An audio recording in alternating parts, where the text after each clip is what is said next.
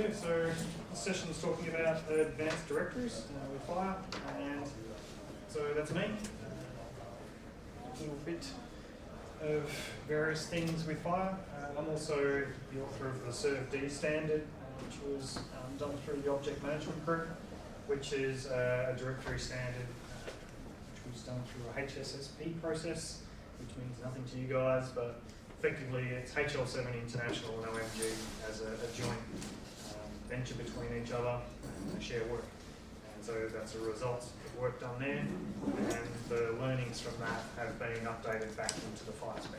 So it's just a little bit about that. I'm one of the .NET developers on the FHIRNet contributor, and do some FHIRPath stuff, and have our own reference server, which primarily I worked on, and I write a Harley, which is good fun.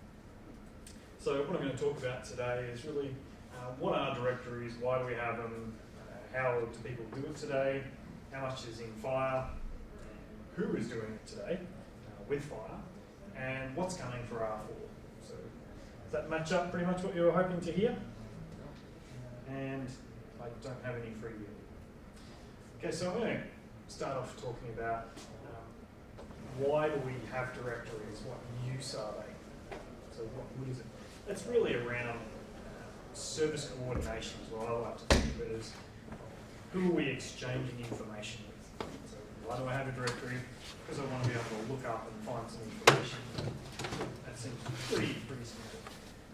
So that's often what we think of, the family doctor looking in his directory, finding the details of a practitioner. I want to go and send him a referral. I want to go and fax it, so I need to go and put it on. That's pretty standard, yeah? But for most cases, it's not really discovery. It's more, I know who it is I'm getting to, I just want to look it up, I know I just need that bit of details to fill out that last step. So this is really, so if people know about HPD, have you heard of HPD? Yep, one person, 1.5, 3, 4, sort of have. So IHE is another standards organisation, they built a profile. LDAP? Health Provider Directory. Health Provider Directory. And so, which was really about facilitating that need. But so there's a whole lot more stuff that goes on than that. So we look, family GP, he's also associated with allied health. He's also looking out to specialists. He's looking out to home care services. His patients end up in mental health services, especially if he's not very good. Or drug and alcohol services, disability. So there's a whole range of services that's outside the hospital that our little GP wants to communicate with. And it's not necessarily just that way, it's a bi-directional exchange. So it's about finding that information, sharing it, and getting in there. So you see, it's an increasing complexity on that set of data. So comparing it back to our simple, we just know what this simple bit of detail is. We can still sort of grasp that, and I could still use a simple directory to support that sort of information. But it's still really looking at it from a lookup perspective rather than a discovery search. It's still really an enterprise level set of content. Does that sort of make a bit of sense? Yeah. That's not the whole story, is it? So that's sort of our first step. The reality is that's actually this giant web of information. I was looking at it from the perspective of the GP in the middle and his little circle that he needs to go and look at. But it's actually a big web where it's one family doctor, another family doctor in another setting, a whole community of health. So it's not just this one enterprise view. So you have to look outside of your own little area. If I go on holidays, I need to have my content. So how does that work? What fits in? So it really becomes a much more complex, rich, and so the complexity of this system is a barrier to actually getting in and finding that content. So then that lucky last person that's now started entering the picture, and everyone's all really keen. What happens when I put the patient in the picture? So the patient wants to get access to this information. So the Googles of the world, I just go and bang in Dr. Smith. Bang, and I get 64,000 Dr. Smiths going, which one's right? Okay, well, I'll use a more accurate example, Dr. Smith at blah, blah, blah. And I'll get another Google search and I'll still have 100 results left. I think, okay, well, that's right. Now, which of those is actually valid? Which is the real one I'm looking for? And I might be able to filter that down and have 3 records there, which will all have different information, but I'm pretty sure it's all actually the right person I'm dealing with. So how do I know which one should I trust? So it's sort of, how do I get that in there? And if I compare back and look at our previous scenario, this was simple. We knew who the target audience was. We knew it was a practitioner. We knew what sort of content they were looking for. So it was very easy to structure that data specifically for that use.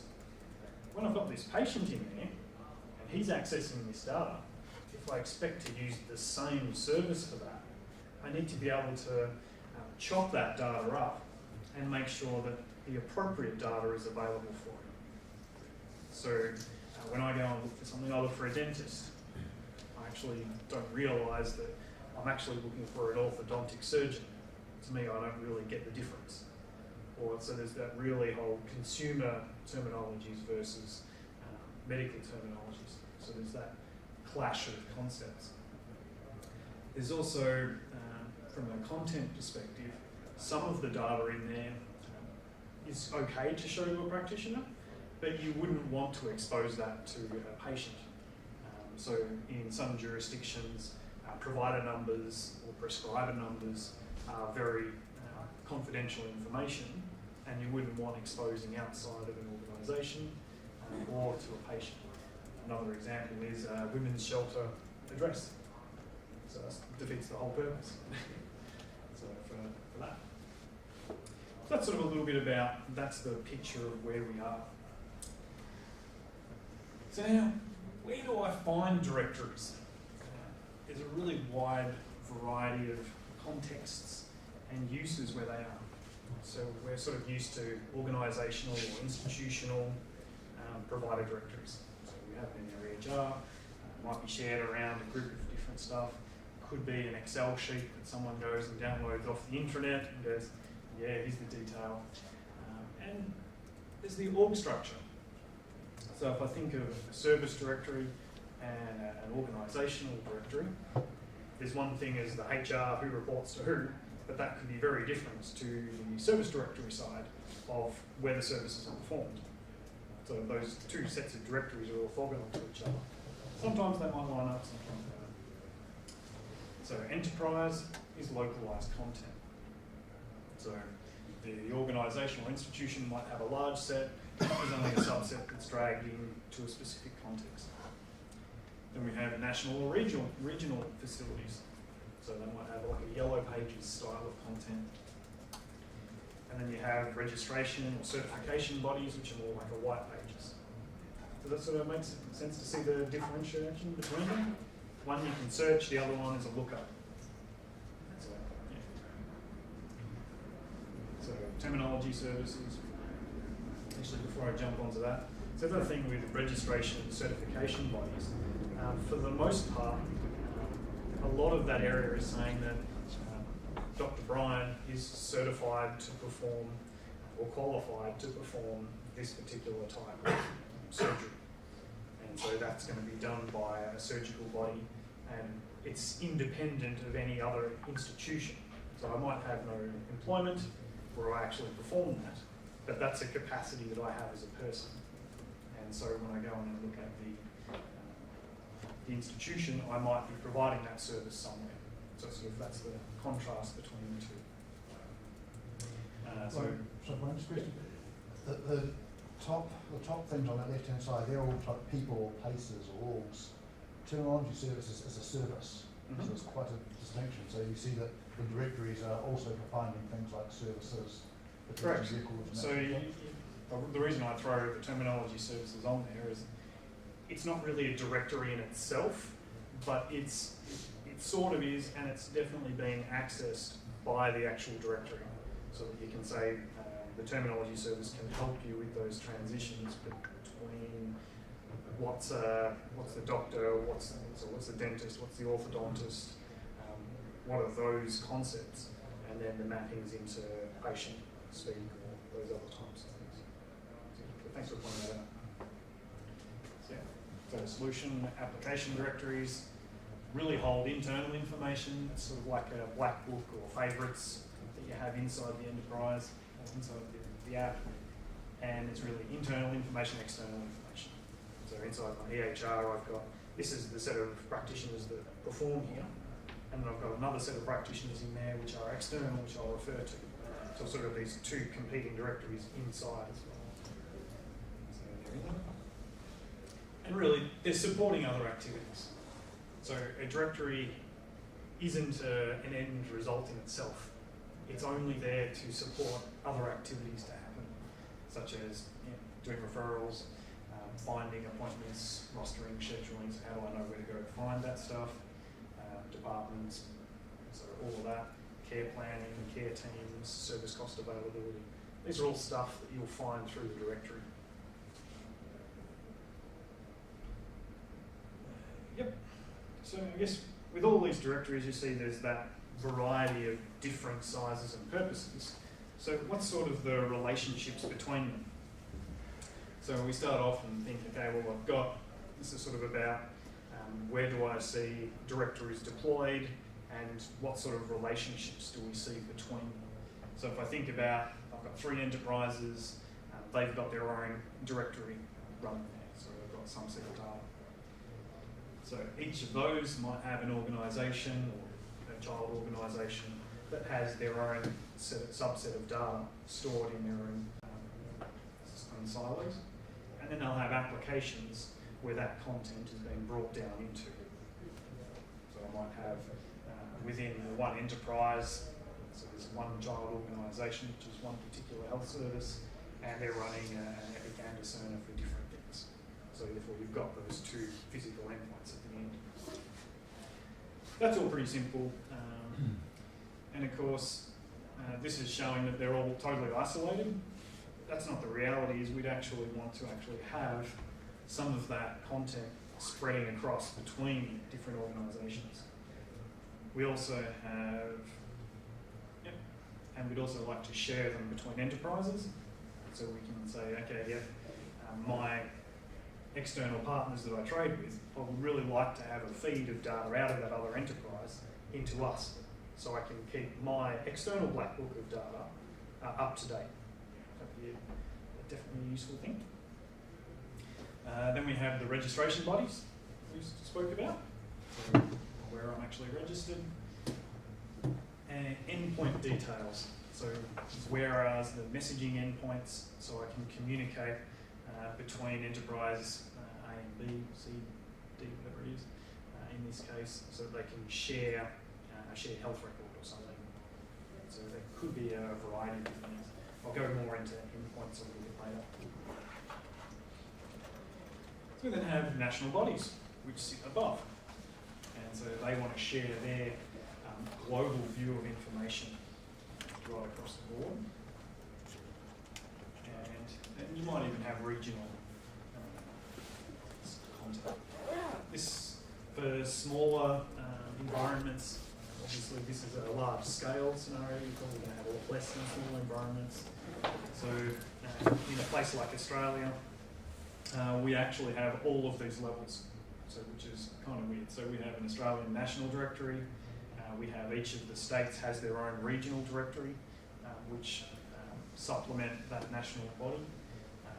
Enterprises often have their own, and even if they're not an actual application or a product, they do have that content. It's often spread across spreadsheets and goodness knows what, and it's always a challenge to keep up to date. And yeah, the certifications also fit into that. The other thing that's interesting to note is at each of those layers, there's a different set of information. So right at the very top, in the national space, we might just have Dr. Brian Postlethwaite. This is his national certifying ID, and he has these certifications from those certifications bodies, and that's it. Then when I come down to the regional, so there's a state body that's got that content. They might have added, there's a state-based identifier and he's also a part of these networks which provide certain sorts of care. And so then it comes down to the enterprise layer, where he's a part of a HMO network, and so we then have their internal identifiers, the locations that he's at, and a little bit more detail and more granular. But then we get down to the organisation and the application, and you've got all that really fine-grained details. So it's not like yeah, let's just clone the data we've got at the bottom, push it all up, and we've got this magic thing at the top, or the other way around. I can't just take the stuff and push it down, because I need to know where the filtering is. Is my stuff at the lower level more up to date than the stuff above? So how do I match and deal with that? So any questions on that before I step on a little bit further? It's all making sense so far? So I'll walk through a little scenario. So I'm going to go and get a colonoscopy at a hospital. So that's sort of what ends up happening. So I go and visit my GP. So I might have, if I was out of town, overseas, I might have looked up a directory to find out where is that. Cool, that's good. I went to see him. He referred me to a gastroenterologist after having that appointment. And so through the referral, you might have done an electronic referral and did a lookup to go and find the address to send them da-da-da. Saw the gastroenterologist, so maybe nothing had. Prescribed medications. I took the medications, we hope. I had tests done, so the tests done, might have had to go through the directory to find where's the imaging locations, and went back, looked the colonoscopy. So once again, more directories taking place, admission, colonoscopy, discharge, reviewing the results. So during this whole process, there was search and lookup. Do people get the difference between a search and a lookup? So what's a lookup? I would assume a lookup is when you say you already have the identifier and you already have the details of that identifier. Yep. Search is when you don't have that and you want to find something based on some other kind of certain criteria like name or specialty. Yep. Yep. So appointments, most of this stuff actually needed an appointment. So there's probably quite a few of these places. So each time I rock up at the admission department or at the front desk, I have to fill out an admission form. So it'd be sweet if we actually had that in the directory to say, here, fill out this form when you go. And then I've got a patient portal somewhere that taps into that directory and then pulls that, and pre-populates the data and sends it through. That'd be so cool. And we have the endpoints details. So where I actually need to send that form when I've finished it. So when I look at that directory, it might be registered in the regional directory, but the results for the appointment actually need to go into the enterprise system. So you've got those different endpoints. So it allows you to cross the boundaries. Okay, so let's look at the actual use cases themselves. So there's only a handful of real use cases with the directory. And so I'm just going to step through them. And so there's a practitioner looking up a known practitioner's details, whether that's internal or external. So that's a pretty straightforward one. There's a system looking up a practitioner's endpoint details. So notice the differentiation between the system versus the practitioner. The system might be doing it on behalf of the practitioner, but it's outside the control. When you say practitioner, that could also be patient, presumably given the appropriate. Have I jumped ahead? You might have jumped ahead. That's right. So a practitioner searching for a practitioner. So he, as David pointed out, he's not sure who the person is. His usual guy that he sends the referral to is on holidays and can't see him, or he's too booked up. So he goes and searches for someone similar. So that's the searching capacity. So looking for a specific service, specialty. A practitioner is searching for a service. So they don't actually care who the practitioner is.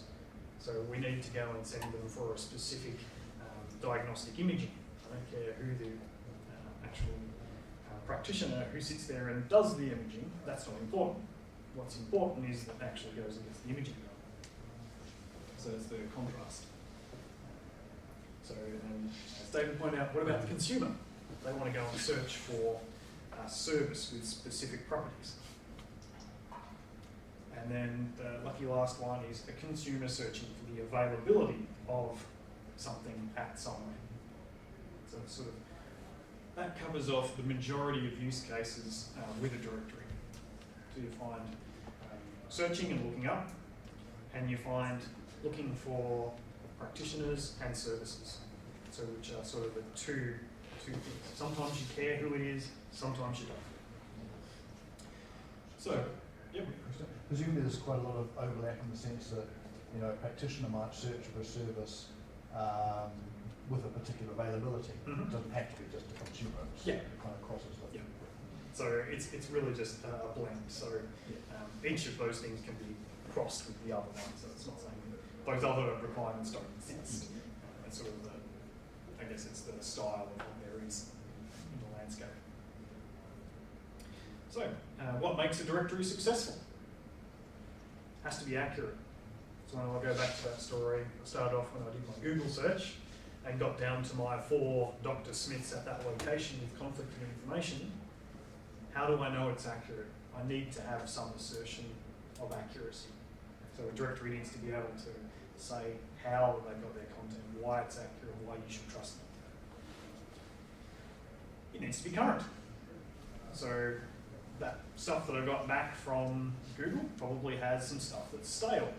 It was there and the practitioner or practice is closed and he's no longer there. But the information, there's no process to say, okay, finished practicing at this clinic, let's update Google and tell them I don't work there anymore. That just doesn't happen. It's going to be current. The breadth of content, it has to be relevant terminology, it needs to be accessible, it needs to be minimal technical barriers to actually get at that stuff, and it needs to be securely petitioned. So the appropriate people get access to the appropriate data. So any additions you'd like to add to that? Does that make sense in terms of a directory? Performance. I guess that comes under accessible. So if it doesn't perform and you can't get at it, it's not very accessible. But yeah, that's a valid question. I'd say one other thing that you've got to have some curation mechanism in it as well. Yeah. So that curation process then leads to it being current and accurate. So it's sort of that's how you achieve that end result. But yes, that's correct. Thank you. And should that include, like, I think you touched on this provenance, going back to you can trace back as a consumer where this information came from if you wanted to. Yep. So how's this done today? So we look at the healthcare provider directory, or IHE's HPD profile. It's typically a standard hierarchy or org chart. Locations, really nested organisations within the nice big hierarchy tree, and they make specialties and services, properties of locations and practitioners. It's really grown up out of the old LDAP, Active Directory style of directories. They just go and start tacking on attributes and say, okay, this one does these bits, that one does those bits. And it really struggles with non-hierarchical data, so which a directory is really this big mesh of content. So then we have the services directory model, which is a multi-hierarchy. So you can have different hierarchies, and so the organisations, the locations, and then we have services, which are just as important as practitioners, to cover all those use cases where we don't care who the practitioner is, and we may never even list them in a directory. We're just going to say we have a pharmacy service. We're not going to tell you who the pharmacist is. We have an imaging service. You don't need to know who the actual imaging person is. So then we look at the actual practitioner roles. And so we can see from one organisation has several sites. So a north site, north, south, east and west site. And each of those has, some of them have surgical, some of them have pathology and emergency, and some have renal. So they're sort of same but different services applied at the different locations.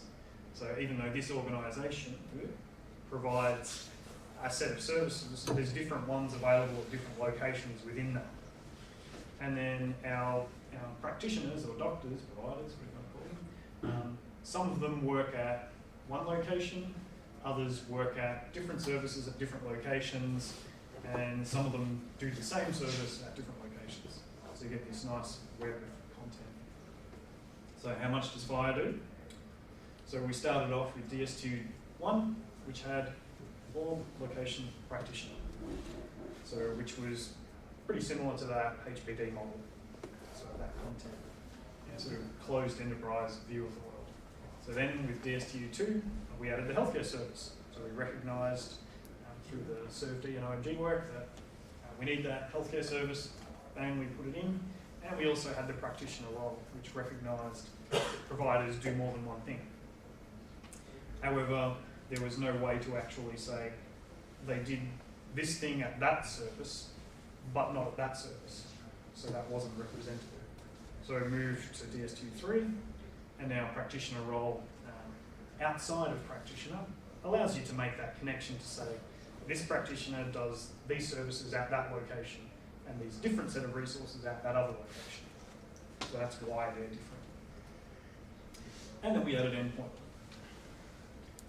So endpoint is kind of critical to provide that connection into the other services.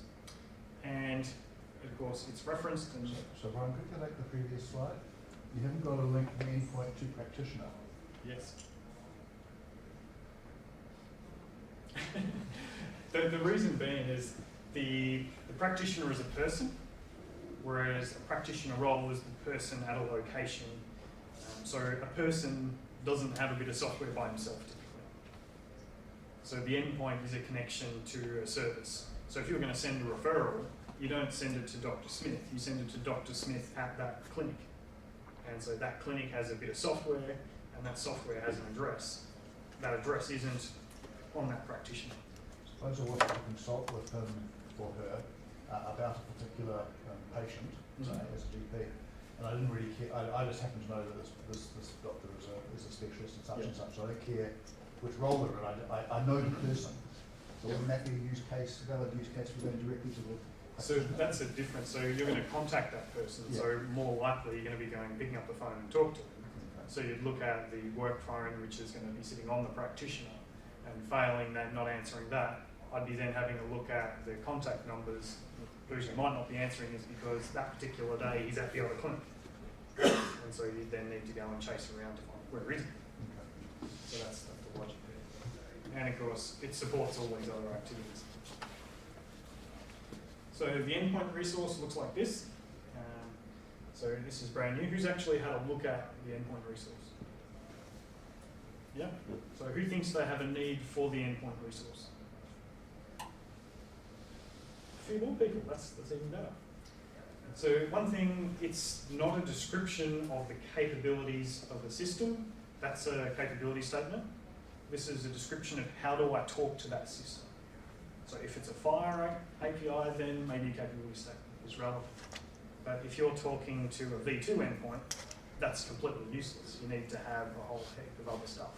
If you want to talk to a direct exchange in the US, there's a whole set of other properties. If you want to talk to an XDSB connection, you need the affinity group and a heap of other stuff.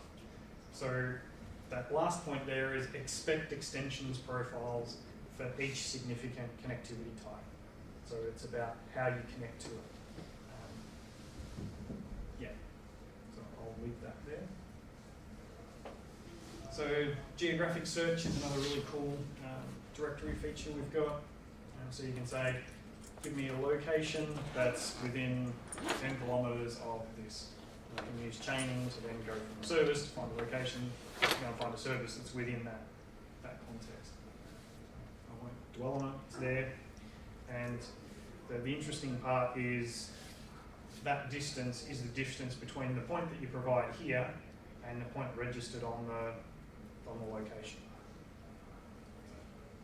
Obviously, if you don't have geocode information, you can't do that sort of stuff.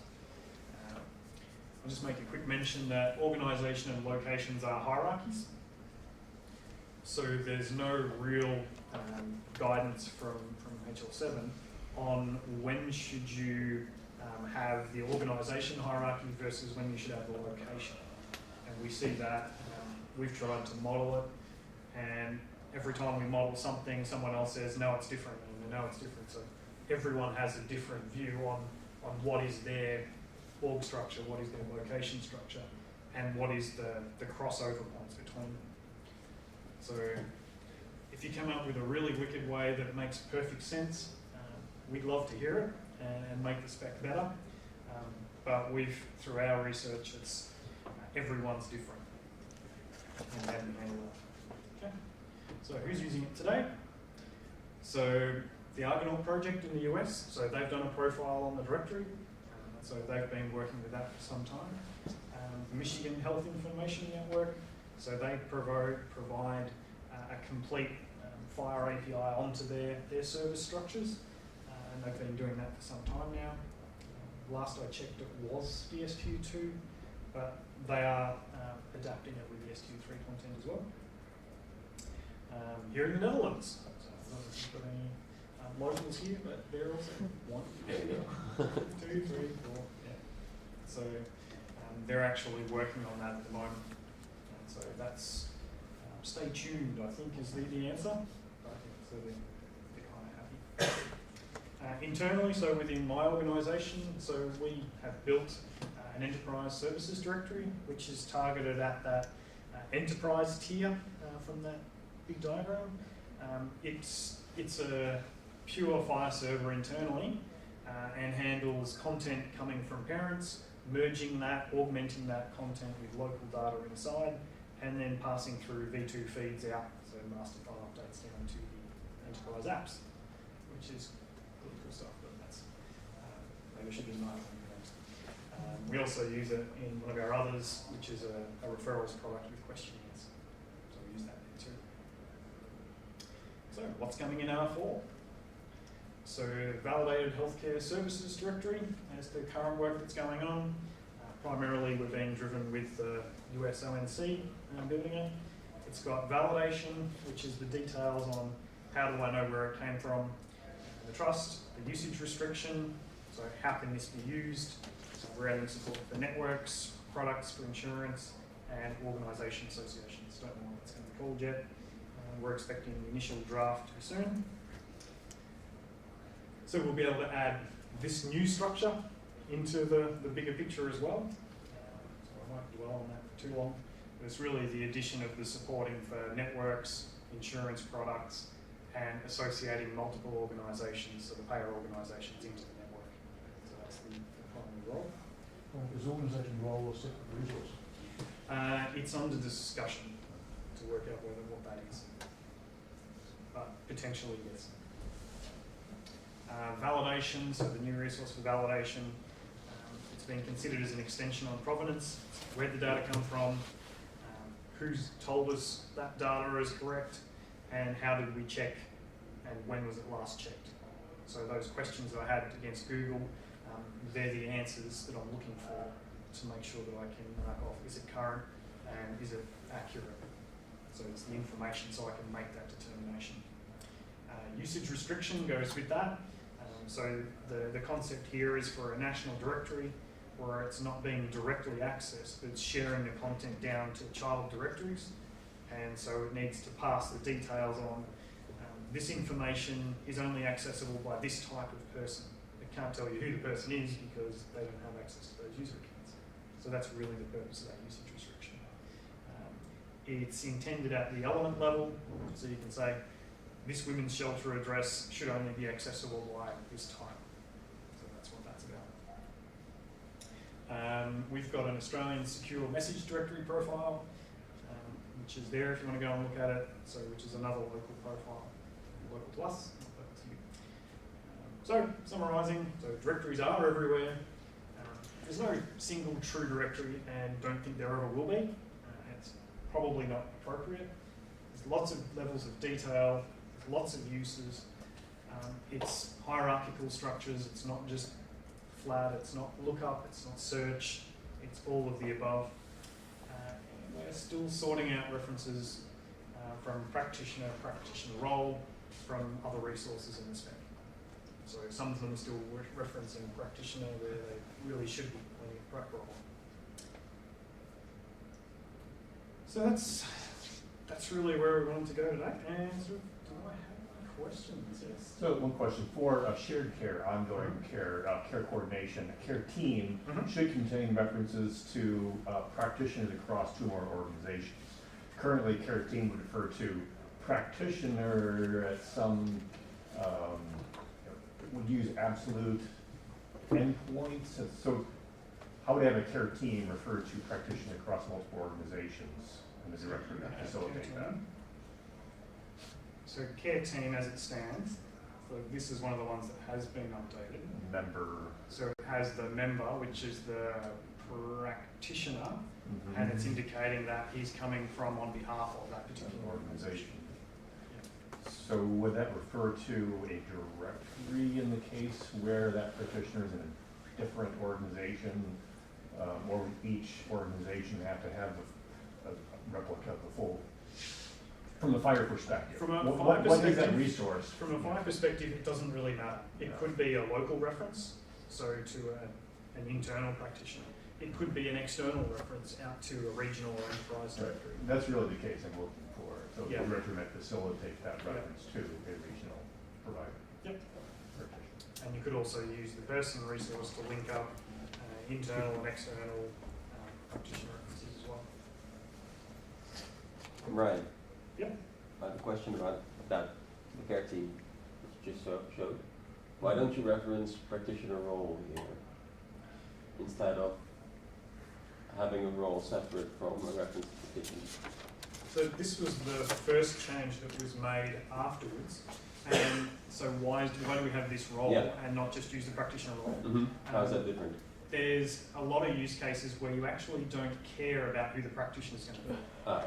You're going to say, we need to have a physiotherapist provided by this external organisation. I don't care who it is, but they're going to provide it. And the role always the practitioner role resource always references single practitioner. You can't leave that out in the resource. So if you have a reference to practitioner role, you have to have that reference practitioner always. Yeah. Right? No. So the practitioner role, so the practitioner role resource Yeah. has to have a practitioner. It can't be orphaned. No. Whereas the participant in the care team can have just the role. But practitioner is optional. It's strange, but it is.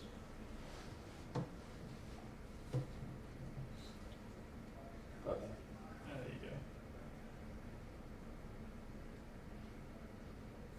Is there a constraint that it must be either a practitioner or an organization or something? No. I'd have to go back and check through. I'm sure there's been a tracker that's asked us Sure, probably. to relax. Something similar, yeah. Okay. For our use cases, we've Mhm. actually constrained that and say you always have to have a practitioner All right. for us. But that's it. Then I'll say thank you and keep firing all the cylinders. Thank you. To continue.